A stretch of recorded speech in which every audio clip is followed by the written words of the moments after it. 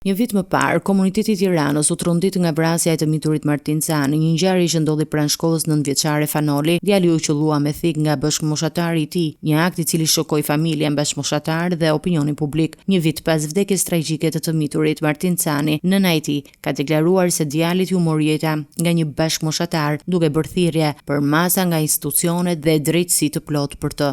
Ju lutem institucioneve, mësuesve, psikologëve, gjithë stafit që përfshihet në punë të marrë masa dhe mos t'i neglizhojnë situatat të tilla. Mos kemi fëmijë të tjerë dhe mos kemi fatin e fëmisë tim apo mua si nën që po jetoj çdo ditë me dhimbje. Akoma nuk është marrë vendimi, ne jemi në pritje të vendimit, por gjithsesi unë do jem këtu edhe do ngrej zërin përsëri për fëmijën tim.